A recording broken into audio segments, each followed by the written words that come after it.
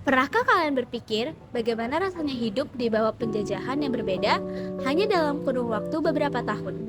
Apa yang sebenarnya terjadi ketika Jepang datang ke Indonesia dan bagaimana kedatangan mereka mempengaruhi perjuangan bangsa kita? Halo semuanya, nama saya Putri Raisa dari kelas 11 IPA Unggulan. Pada kesempatan kali ini, saya akan membahas perjalanan Jepang ke Indonesia, sebuah momen bersejarah yang mengubah arah perjuangan bangsa kita. Yuk kita mulai! Kisah ini dimulai pada tahun 1942, ketika dunia berada dalam kekacauan Perang Dunia Kedua.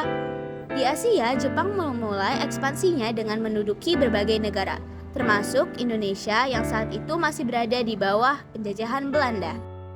Kedatangan Jepang ke Indonesia bukan tanpa alasan. Jepang sangat membutuhkan sumber daya alam, terutama minyak, untuk mendukung perang mereka di Asia Pasifik. Indonesia dengan kekayaan alamnya menjadi target yang strategis. Pada Januari 1942, Jepang melancarkan serangan besar-besaran ke wilayah Hindia Belanda. Dalam waktu singkat, tentara Jepang berhasil menguasai Tarakan, Balikpapan, Palembang, dan akhirnya Batavia yang kita sebut sebagai Jakarta. Pada tanggal 8 Maret 1942, Belanda menyerah tanpa syarat kepada Jepang di Kalijati, Subang. Dengan ini berakhirlah 350 tahun penjajahan Belanda di Indonesia dan dimulailah masa pendudukan Jepang. Masa pendudukan Jepang di Indonesia berlangsung selama 3,5 tahun.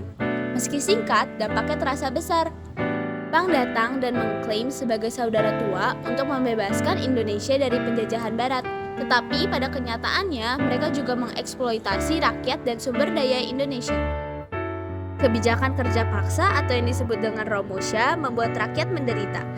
Selain itu, Jepang juga menerapkan kontrol ketat terhadap pers, pendidikan, dan kehidupan sehari-hari rakyat. Namun, pendudukan Jepang tidak hanya membawa penderitaan. Mereka juga membuka jalan bagi munculnya semangat nasionalisme.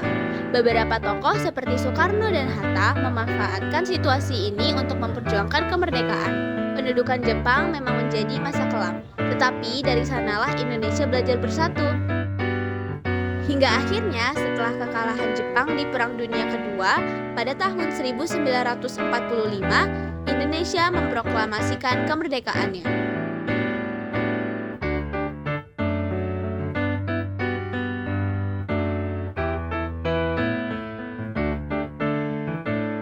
Sejarah adalah pengingat.